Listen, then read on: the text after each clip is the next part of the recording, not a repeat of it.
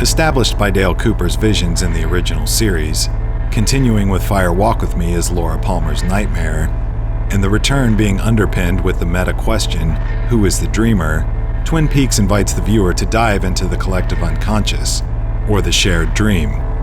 Concepts of dreams and dreaming are pervasive throughout, and become explicit in Part 14 of The Return, when Monica Bellucci quotes from the Hindu text the Upanishads.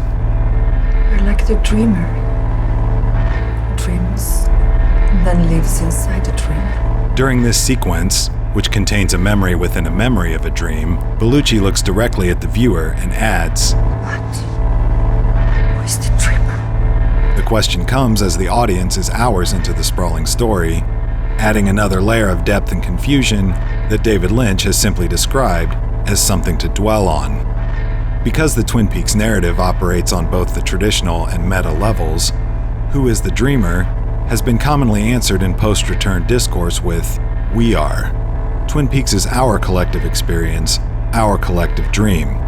However, the preceding statement is in fact, we are like the dreamer, implying that we are separate from the dreamer, that the dreamer is someone else. Could the dreamer exist within the story such as it is? While acknowledging that we are certainly all participants in creating the Twin Peaks universe, this Talk About Judy video explores David Lynch's role as series director and his character deputy director Gordon Cole, writer Tim Kreider's theory on the darkness within Dale Cooper, and the recurrent awakening of a traumatized Laura Palmer.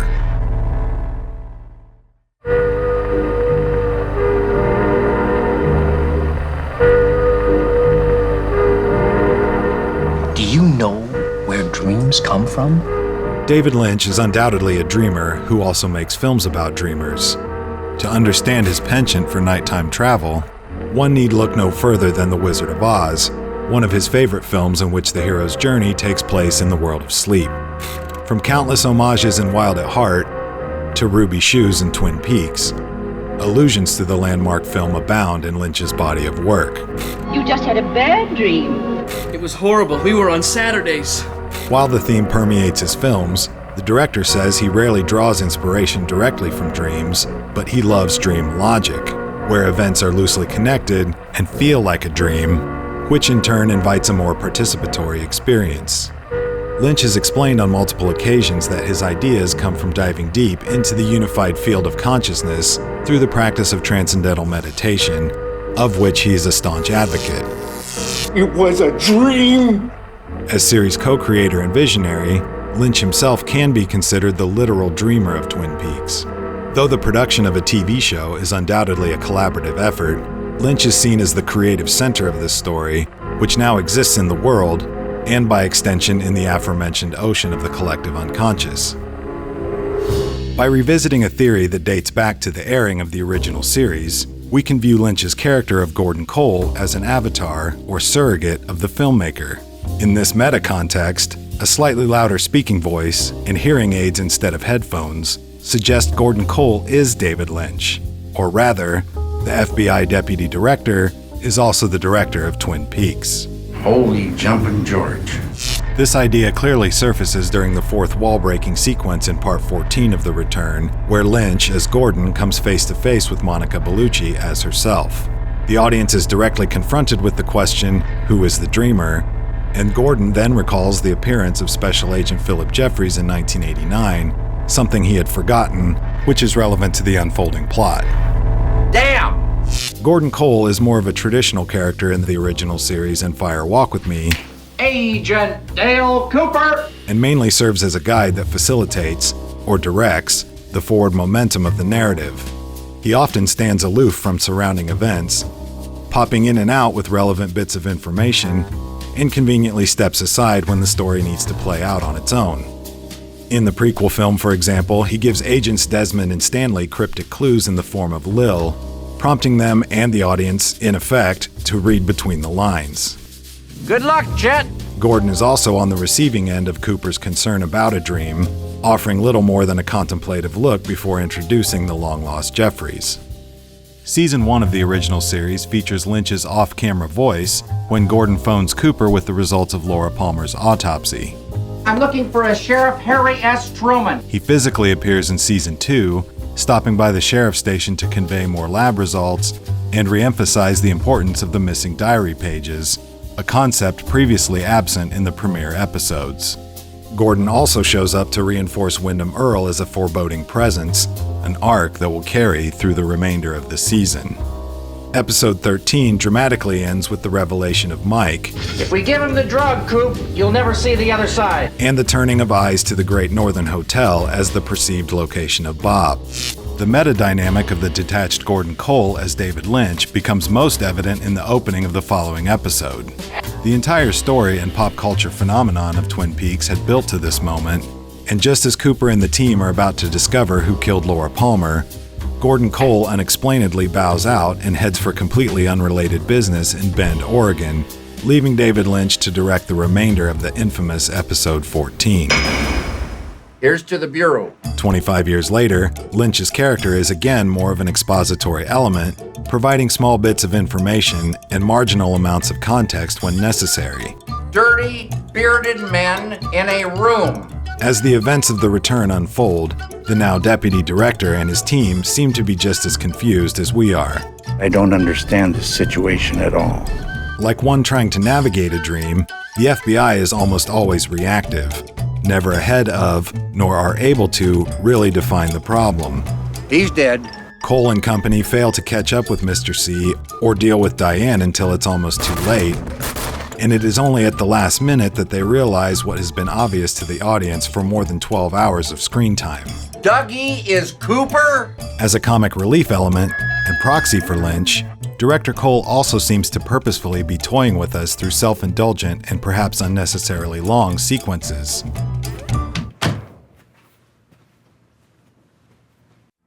All the while knowing more than he lets on about Judy, what is eventually revealed to be the underlying conflict in the narrative.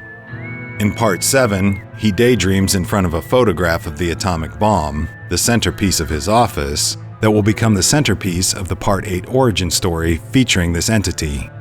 Gordon also cues us with a tease of the inverted spiritual mound and a drawing of an antlered creature several episodes before seeing Sarah Palmer in the Elks Point No. 9 bar, who reveals to be inhabited by presumably the same dark power, displaying a blackened finger. You think about that, Tammy. Finally, from the FBI command post in the South Dakota hotel that closely resembles a video production studio, Gordon shares with the team that he, in fact, is aware of and is involved with a plan to counter the extreme negative force known as Jowday before arriving in Twin Peaks with perfect timing. Although Gordon and the Blue Rose Task Force fall short of solving the mystery of the two Coopers, even after his Monica Bellucci dream literally points to the concept of the doppelganger, he still accompanies the special agent who embarks on the otherworldly path that Jeffries took years ago. Say hello to Gordon if you see him. He'll remember the unofficial version. It is suggested by Jeffries that director Cole will remember the events in the original Twin Peaks before the ensuing time shift takes place. Because there are indeed multiple on-screen versions of the original Jeffries encounter, could this be another meta reference to the director himself? As the dreamer of Twin Peaks, only David Lynch knows for sure.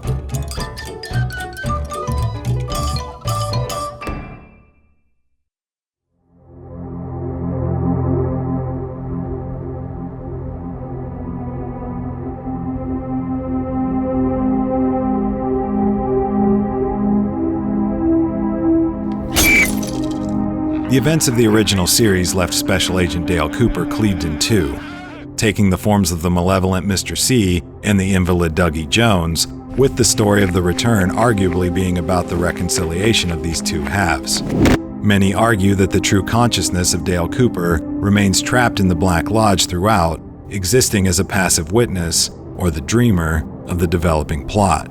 In writer and artist Tim Kreider's harrowing essay from 2018 titled "But Who is the Dreamer?", Dale Cooper, or someone like him, is a person in our world whose mind has created a fantasy to escape a horrible reality. That fantasy is Twin Peaks. But what is this terrible truth? And what could our beloved Agent Cooper possibly be hiding? Kreider takes a step back and tries to view the return in context of the last 2 decades of David Lynch's filmography, which features characters who aren't who they think they are, and live out a hallucination akin to the Ambrose Bierce short story, An Occurrence at Owl Creek Bridge.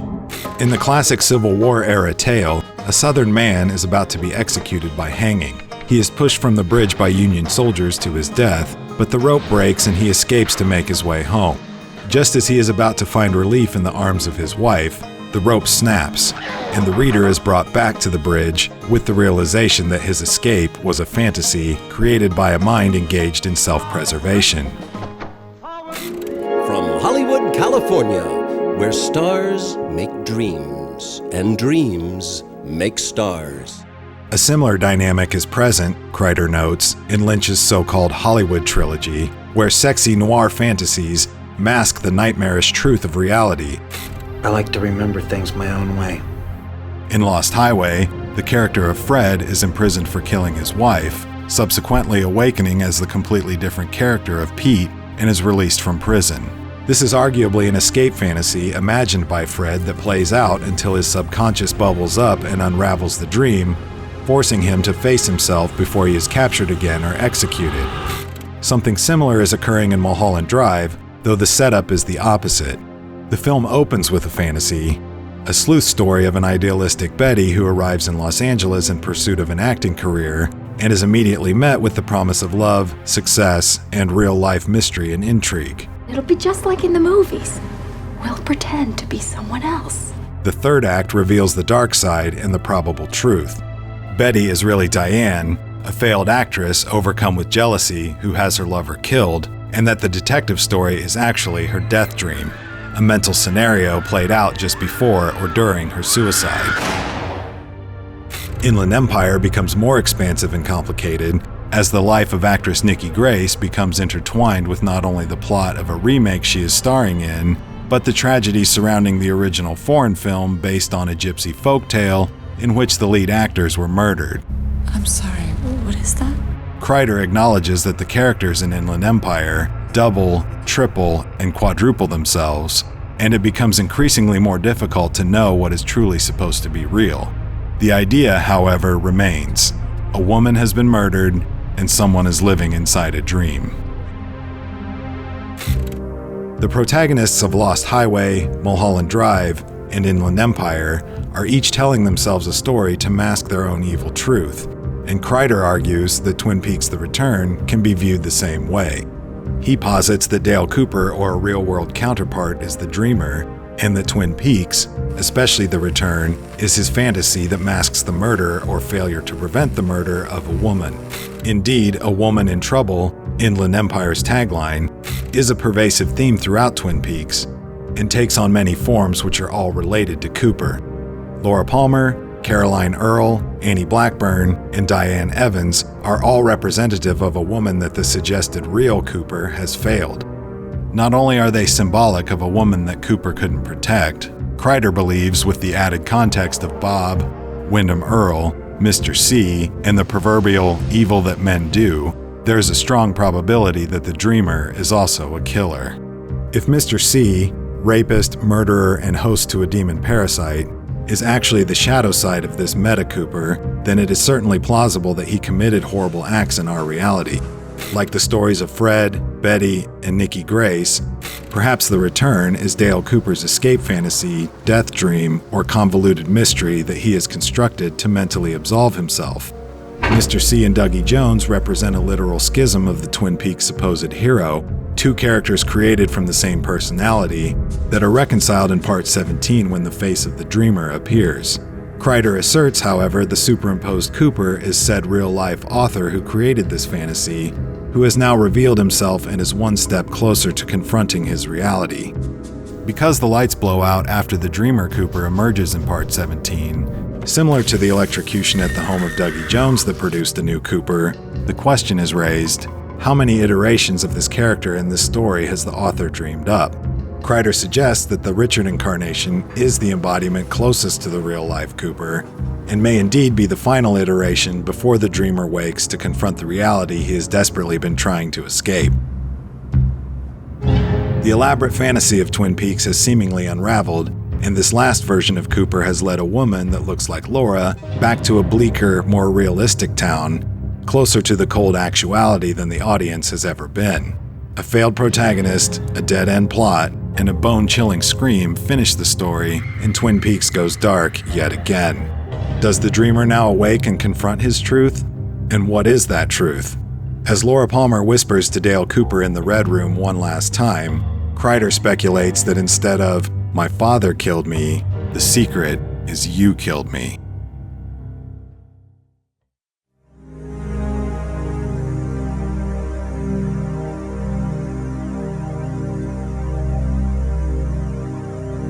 After its airing, fans and critics scrambled to find some meaning to the bleak finale of The Return. An immediate theory surfaced, suggesting the entirety of Twin Peaks was Laura Palmer's dream, and that the final scream was her waking up after remembering her traumatic past. Problems immediately arose with this idea, one being that the story primarily revolves around Agent Cooper solving her murder in the original series, and the consequences of his actions 25 years later. However, because of Laura's narrative and emotional weight, taken in context with the larger series, this theory warrants another look. Indeed, Laura Palmer is chronologically the beginning, middle, and end of Twin Peaks. Her traumatic past plays out in Fire Walk With Me, her death propels the events of the original series, and she appears with a new life in the finale of The Return. Who is the dreamer? Perhaps Laura is the one. When discussing Laura Palmer, one should begin with 1992's Twin Peaks Fire Walk With Me, a film which David Lynch said would be very important to understanding the 2017 Showtime series. As The Return is Cooper's journey of a dead man, Fire Walk With Me is the tale of Laura, the journey of a woman in trouble. There's no place left to go, is there, James? Both a prequel and a sequel of sorts, the film centers around Laura's horrific last week of life and culminates with her decision of allowing herself to be killed. Because she's the central focus of the story, Fire Walk With Me could be viewed as Laura's dream, or nightmare, as suggested by many Twin Peaks fans over the years. An argument can also be made that the entirety of Twin Peaks exists as Laura's death dream, a la Diane in Mulholland Drive, projected by her true self that exists beyond the veil. It's worth noting that many Lynch scholars and fans alike believe Fire Walk With Me to be where the director's arc of nonlinear, dream logic storytelling that came to fruition in his Hollywood trilogy truly began. In fact, when asked about its narrative structure, Fire Walk With Me co-writer Robert Ingalls has said he sees the entire film as a dream. I don't know when I can come back. Maybe never.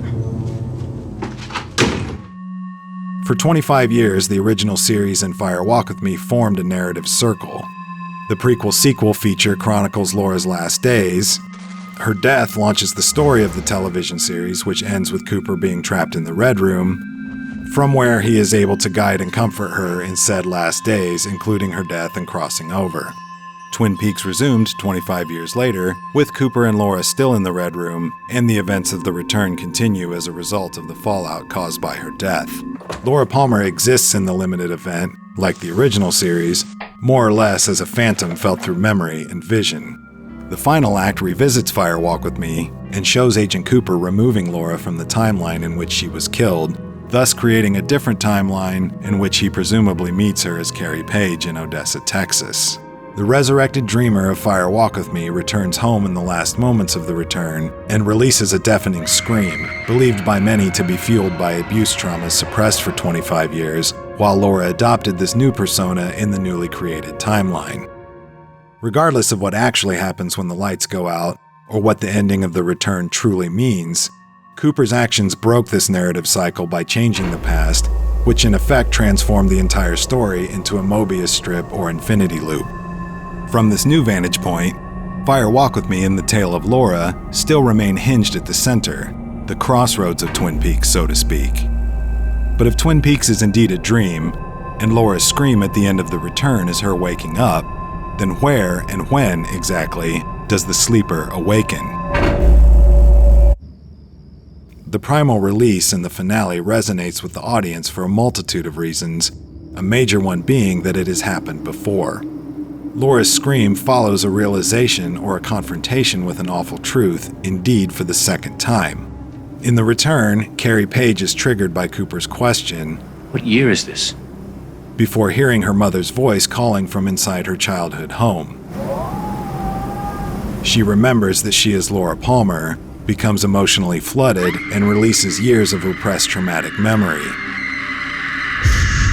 In Fire Walk with Me, Laura seeks to know who or what Bob is after years of sexual abuse. Who are you? As she is assaulted for the last time, Laura screams after discovering that Bob is in fact her father and is overcome by emotional shock. Visible and audible similarities between the scenes can also be found through close observation. In the finale, we hear the doubling of the audio track just before an electrical flash. The lights then go out and the scream echoes into darkness. The same elements were there 25 years earlier. Flashing electricity and a doubled audio track, a cut to black and an echo into darkness.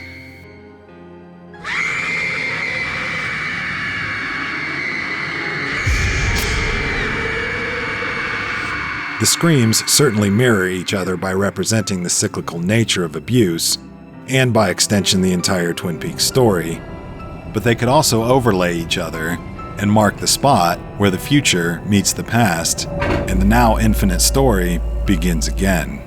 Remember that after the revelatory scream in the prequel film, Laura rises the next morning and confronts her father. Could it be that in the final moments of the return, she realizes her mother's role in the abuse she suffered and wakes back home to again decide her fate? The Mobius strip hooks back into Fire Walk with Me as the dreamer awakens when Carrie Page, the missing Page, finally turns the page. Twin Peaks continues, with implications being that every trip around the loop will be different with each viewing. Perceptions and memories of people, places, and events may be altered largely or slightly, but Laura's conflict and the eternal struggle of good and evil continues indefinitely. Laura Palmer maintains her agency even if the original series and the return are all part of a dream. Her story is real. She is still a young woman living with her parents in a nightmare and struggling to survive. Perhaps the next time around, she confronts her mother as well. One can only dream.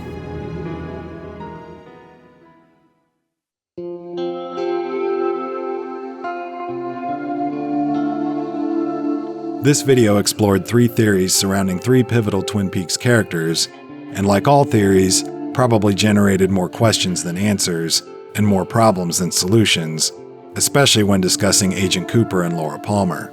For example, if Laura is the dreamer, does that render Cooper's journey irrelevant? Indeed, Twin Peaks also begins with the special agent picking up the Teresa Banks case and ends with him at the Palmer house. So this is surely Cooper's dream, right? Of course, we could mentally resolve this conundrum if we remember that the original series established Cooper and Laura as sharing the same dream, meaning whatever context Cooper's story can be interpreted, Laura is part of it too, and vice versa, presenting yet another Twin Peaks dream theory.